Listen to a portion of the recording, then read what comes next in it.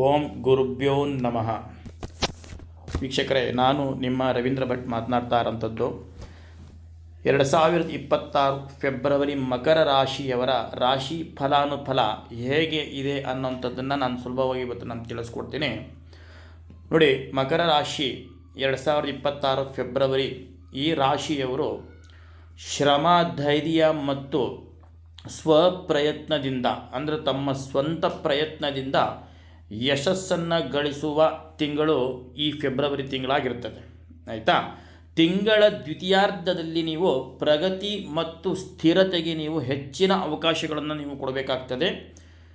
ವೃತ್ತಿ ಜೀವನದಲ್ಲಿ ಮಹತ್ವದ ಬದಲಾವಣೆಗಳಾಗುವಂತಹ ಒಂದು ಸಾಧ್ಯತೆ ನಿಮಗೆ ಈ ಫೆಬ್ರವರಿ ತಿಂಗಳಲ್ಲಿ ಇರುತ್ತೆ ವೀಕ್ಷಕರೇ. ನೋಡಿ, ಉದ್ಯೋಗಿಗಳಿಗೆ, ಕೆಲಸ ಮಾಡ್ತಾ ಇರೋಂಥವ್ರಿಗೆ ಇದು ಲಾಭದಾಯಕವಾದಂತಹ ಒಂದು ತಿಂಗಳಾಗಿದ್ದು ವಿದೇಶಗಳಿಗೆ ಹೋಗುವಂತಹ ಅವಕಾಶಗಳು ಕೂಡ ದೊರೆಯುವಂತಹ ಚಾನ್ಸಸ್ ತುಂಬಾ ಇದೆ. ಹಾಗೆ ನಿಮ್ಮ ಶ್ರಮಕ್ಕೆ ತಕ್ಕ ಪ್ರತಿಫಲ ಮತ್ತು ಬಡ್ತಿ ದೊರೆಯುವಂತಹ ಚಾನ್ಸಸ್ ನಿಮಗೆ ಈ ತಿಂಗಳಲ್ಲಿ ತುಂಬಾ ಇದೆ ವೀಕ್ಷಕರೇ. ಫೈನಾನ್ಷಿಯಲಿ ಅಂದರೆ ಹಣಕಾಸಿನ ವಿಚಾರಕ್ಕೆ ಬಂದರೆ ಆರ್ಥಿಕ ಸ್ಥಿತಿಯು ನಿಮಗೆ ಈ ತಿಂಗಳಲ್ಲಿ ಸಾಮಾನ್ಯವಾಗಿರ್ತದೆ. ನಿಮಗೆ ತಿಂಗಳ ಮೊದಲ ಅರ್ಧದಲ್ಲಿ ಅಂದರೆ ತಿಂಗಳ ಮೊದಲ ಭಾಗದಲ್ಲಿ ಮೊದಲ ಅರ್ಧದಲ್ಲಿ ನಿಮಗೆ ಖರ್ಚುಗಳು ನಿಮಗೆ ಹೆಚ್ಚಾಗುವಂತಹ ಒಂದು ಚಾನ್ಸಸ್ ಇರ್ತದೆ. ಉಳಿತಾಯ ಹಾಗೂ ಬಜೆಟ್ ಕಡೆಗೆ ನೀವು ಗಮನವನ್ನು ಹರಿಸುವುದು ಮುಖ್ಯ. ಅಂದರೆ ಎಷ್ಟು ನೀವು ದುಡಿತೀರಿ, ಎಷ್ಟು ಖರ್ಚನ್ನು ಮಾಡ್ತೀರಿ, ಈ ಒಂದು ಬಜೆಟ್ ಮೇಲೆ ನೀವು ನಿಮ್ಮ ಸಂಪೂರ್ಣ ಗಮನ ಇಟ್ಟಲ್ಲಿ ನೀವು ಖಂಡಿತವಾಗಲೂ ಈ ತಿಂಗಳಲ್ಲಿ ನೀವು ಬಹಳ ಆರ್ಥಿಕ ಸ್ಥಿತಿ ನಿಮ್ಮದು ಉತ್ತಮವಾಗಿರಲಿಕ್ಕೆ ನಿಮಗೆ ಅನುಕೂಲ ಆಗ್ತದೆ. ಈ ಲಾಟರಿ ಅಥವಾ ಹೂಡಿಕೆ ಅಂತ ಕೆಲಸಗಳಿಂದ ಸ್ವಲ್ಪ ಖಂಡಿತವಾಗಲೂ ದೂರ ಇರಿ. ಇದರಿಂದ ನಿಮಗೆ ನಷ್ಟ ಆಗುವಂತಹ ಪ್ರಮಾಣ ನಿಮಗೆ ಹೆಚ್ಚಿಗೆ ಇರ್ತದೆ ವೀಕ್ಷಕರೇ. ಆರೋಗ್ಯದ ವಿಚಾರಕ್ಕೆ ಬಂದರೆ ಮಕರ ರಾಶಿಯವರಿಗೆ ಸ್ವಲ್ಪ ಜಾಗರೂಕತೆಯನ್ನು ವಹಿಸಬೇಕಾಗಿರೋಂತಹ ಒಂದು ಅವಶ್ಯಕತೆ ಇರುತ್ತೆ ತುಂಬಾ. ಆಹಾರ ಕ್ರಮ, ನೀವು ಸೇವಿಸುವಂತಹ ಆಹಾರ ಕ್ರಮ ಆಗಿರ್ಬೋದು ಮತ್ತು ನಿಮ್ಮ ದೈಹಿಕ ವ್ಯಾಯಾಮದ ಬಗ್ಗೆ ನೀವು ನಿರ್ಲಕ್ಷ್ಯವನ್ನು ವಹಿಸೋದು ಬೇಡ. ನೀವು ಊಟ ಮಾಡುವಂತಹ ವಿಚಾರದಲ್ಲಿ ಸಾತ್ವಿಕವಾದಂತಹ ಒಂದು ಆಹಾರ ಕ್ರಮವನ್ನು ನೀವು ರೂಢಿ ಮಾಡಿಕೊಂಡ್ರೆ ಖಂಡಿತವಾಗಲೂ ನಿಮಗೆ ಈ ತಿಂಗಳು ನಿಮ್ಮ ಆರೋಗ್ಯ ಒಂದು ಉತ್ತಮವಾದಂತಹ ಒಂದು ಆರೋಗ್ಯವಾಗಿರ್ತದೆ ವೀಕ್ಷಕರೇ.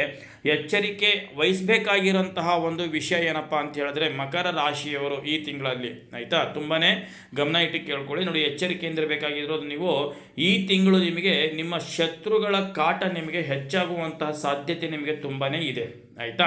ಈ ತಿಂಗಳಲ್ಲಿ ನಿಮಗೆ ನಿಮ್ಮ ಹಿತಶತ್ರುಗಳು ಅಂತ ನಾವೇನು ಹೇಳ್ತೀವಿ, ಅಥವಾ ನಿಮ್ಮ ನೆರೆ ಹೊರೆಯವರಾಗಿರ್ಬೋದು, ಅಥವಾ ನಿಮಗೆ ವೃತ್ತಿ ಮಾಡುವಂತಹ ಜಾಗದಲ್ಲಿ ನಿಮಗೆ ಶತ್ರುಗಳ ಕಾಟ ನಿಮಗೆ ಈ ತಿಂಗಳು ಹೆಚ್ಚಾಗುವಂಥ ಸಾಧ್ಯತೆ ಇರುತ್ತೆ.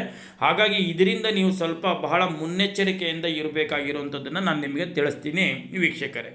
ನೋಡಿ, ಮಕರ ರಾಶಿಯವರು ಫೆಬ್ರವರಿ 11ರಿಂದ ಶನಿಯ ಹಿಮ್ಮುಖ ಚಲನೆಯಿಂದ ತಿಂಗಳ ಮಧ್ಯದಲ್ಲಿ ಅಂದರೆ ಕೆಲವು ಕೆಲಸ ಕಾರ್ಯಗಳಲ್ಲಿ ಸ್ವಲ್ಪ ನಿಮಗೆ ತಿಂಗಳ ಮಧ್ಯಭಾಗದಲ್ಲಿ ವಿಳಂಬದಿಂದಾಗಿ ನಿಮಗೆ ಸಮಸ್ಯೆಗಳನ್ನು ಸ್ವಲ್ಪ ನಿಮಗೆ ಉಂಟು ಮಾಡುವಂತಹ ಚಾನ್ಸಸ್ ತುಂಬಾ ಇರುತ್ತೆ.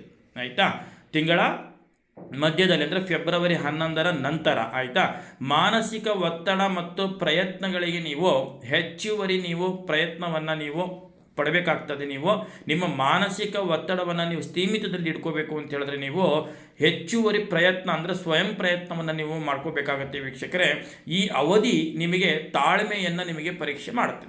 ಆಯಿತಾ? ತಾಳ್ಮೆ ನಿಮಗೆ ಎಷ್ಟು ಪರೀಕ್ಷೆ ಮಾಡುತ್ತೆ ಅಂತ ಹೇಳಿದ್ರೆ ಅಷ್ಟು ನಿಮಗೆ ಪರೀಕ್ಷೆಯನ್ನು ಮಾಡ್ತದೆ. ಹಾಗಾಗಿ ನೀವು ಈ ತಾಳ್ಮೆಯನ್ನು ಕಳ್ಕೊಳ್ಳಿಕ್ಕೆ ದಯವಿಟ್ಟು ಹೋಗಬೇಡಿ.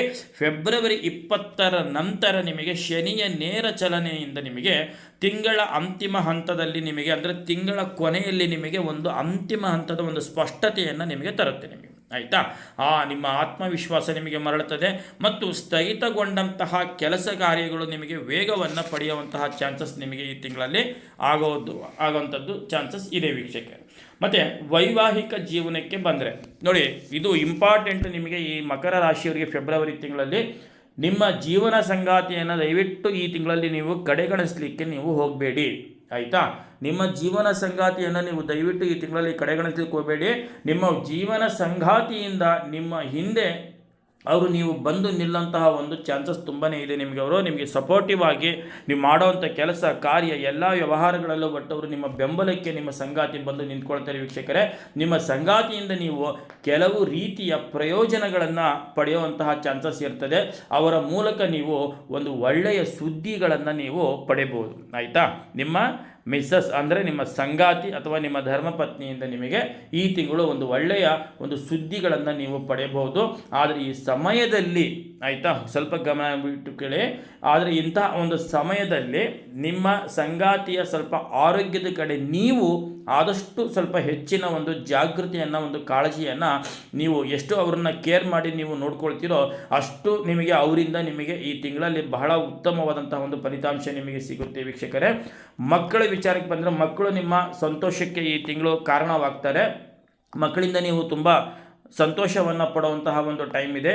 ಮಕ್ಕಳು ತಮ್ಮ ಅಧ್ಯಯನದಲ್ಲಿ ಉತ್ತಮವಾದಂತಹ ಒಂದು ಕಾರ್ಯವನ್ನು ಅವರು ನಿರ್ವಹಿಸುವಂತಹ ಒಂದು ಸಾಧನೆ ಈ ತಿಂಗಳಲ್ಲಿ ಆಗುತ್ತೆ ವೀಕ್ಷಕರೇ. ನೋಡಿ, ಮಕರ ರಾಶಿಯವರು ಈ ಒಂದು ತಿಂಗಳಲ್ಲಿ ತಾಳ್ಮೆ ಎಷ್ಟು ನೀವು ತುಂಬ ವಹಿಸ್ತೀರೋ ಆ ತಾಳ್ಮೆಯಿಂದ ನಿಮಗೆ ನಿಜವಾಗ್ಲೂ ನಿಮಗೆ ಅತ್ಯುತ್ತಮವಾದಂತಹ ಒಂದು ಫಲಿತಾಂಶ ನಿಮಗೆ ಸಿಗೋದ್ರಲ್ಲಿ ಯಾವುದೇ ಥರದ್ದು ಡೌಟ್ ಇಲ್ಲ ವೀಕ್ಷಕರೇ. ಆರೋಗ್ಯದ ಕಡೆ ಸ್ವಲ್ಪ ಜಾಗೃತಿ ಇರಬೇಕಾಗ್ತದೆ. ನಿಮ್ಮ ಧರ್ಮಪತ್ನಿಯೇ ಈ ತಿಂಗಳು ನಿಮ್ಮ ಜೀವನದ ಒಂದು ಟರ್ನಿಂಗ್ ಪಾಯಿಂಟ್ ಆಯಿತಾ. ಈ ಒಂದು ತಿಂಗಳ ಒಂದು ಟರ್ನಿಂಗ್ ಪಾಯಿಂಟ್ ಅಂತಲೇ ಹೇಳ್ಬೋದು. ಖಂಡಿತವಾಗ್ಲೂ ಅವರನ್ನು ಕಡೆಗಣಿಸಬೇಡಿ. ಅವರನ್ನು ಬಹಳ ನೀವು ಎಷ್ಟು ಚೆನ್ನಾಗಿ ನೋಡ್ಕೊಳ್ತೀರೋ ಅಷ್ಟು ಅವರು ನಿಮಗೆ ಬೆಂಬಲವಾಗಿ ಅವ್ರು ನಿಂತ್ಕೊಳ್ತಾರೆ ಅಂತ ವಿಚಾರ ನಾನು ಹೇಳ್ತೀನಿ ವೀಕ್ಷಕರೇ. ನೋಡಿ, ಕಮೆಂಟ್ ಬಾಕ್ಸ್ನಲ್ಲಿ ಓಂ ಸಚ್ಚಿದಾನಂದ ಸದ್ಗುರು ಸಾಯಿನಾಥ್ ಮಹಾರಾಜ್ ಆಯಿತಾ. ಯಾಕೆ ಈ ಮಾತನ್ನು ನಾನು ನಿಮಗೆ ಹೇಳ್ತಾ ಇದ್ದೀನಿ ಅಂತ ಹೇಳಿದ್ರೆ, ಪರಿಹಾರ ನೀವು ಈ ತಿಂಗಳಲ್ಲಿ ನಿಮಗೆ ಏನಾದರೂ ನಿಮಗೆ ತೊಂದರೆಗಳು ಕಾಣಿಸ್ಕೊಳ್ತಾ ಇದ್ದರೆ ನಿಮಗೆ ಗುರುವಿನ ಆರಾಧನೆ ಮತ್ತು ಸೇವೆಯನ್ನು ಮಾಡುವುದು, ಗುರುವಿನ ಆರಾಧನೆ ಮತ್ತು ಗುರುವಿನ ಸೇವೆಯನ್ನು ಮಾಡುವುದರಿಂದ ನಿಮಗೆ ಹೆಚ್ಚಿನ ಶುಭ ಫಲವನ್ನು ನಿಮಗೆ ಈ ಫೆಬ್ರವರಿ ತಿಂಗಳು ನಿಮಗೆ ಖಂಡಿತವಾಗಲೂ ನಿಮಗೆ ಶುಭ ಫಲವನ್ನು ನೀಡ್ತದೆ. ಗುರುವಿನ ಆರಾಧನೆ, ಗುರುವಿನ ಸೇವೆಯನ್ನು ಮಾಡೋದರಿಂದ ನಿಮಗೆ ಖಂಡಿತವಾಗಲೂ ನಿಮಗೆ ಶುಭ ಫಲ ಈ ತಿಂಗಳಲ್ಲಿ ಕಾಣ್ತೀರಾ ವೀಕ್ಷಕರೇ. ಹಾಗಾಗಿ ನೀವು ಈ ವಿಡಿಯೋ ನಿಮಗೆ ಇಷ್ಟ ಆಗಿದ್ದಲ್ಲಿ ಖಂಡಿತವಾಗಲೂ ಓಂ ಸಚ್ಚಿದಾನಂದ ಸದ್ಗುರು ಸಾಯಿನಾಥ್ ಮಹಾರಾಜ್ ಕಿ ಜೈ ಅಂತ ಹೇಳಿ ಕಮೆಂಟ್ ಮಾಡಿ. ಹಾಗೆಯೇ ಈ ನಿಮ್ಮ ಸ್ನೇಹಿತರಿಗೂ, ಮಕರ ರಾಶಿಯಲ್ಲಿ ಇರತಕ್ಕಂಥ ಸ್ನೇಹಿತರಿಗೂ ಕೂಡ ಈ ವಿಡಿಯೋವನ್ನು ಶೇರ್ ಮಾಡಿ, ಹಂಚಿಕೆಯನ್ನು ಮಾಡಿ ಅಂತ ನಾನು ತಿಳಿಸ್ತೀನಿ ವೀಕ್ಷಕರೇ. ನಮಸ್ಕಾರ, ಧನ್ಯವಾದಗಳು.